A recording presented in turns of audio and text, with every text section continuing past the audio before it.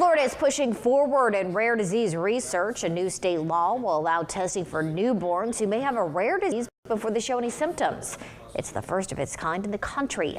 The FSU School of Medicine hosted an event to celebrate this achievement and share more research.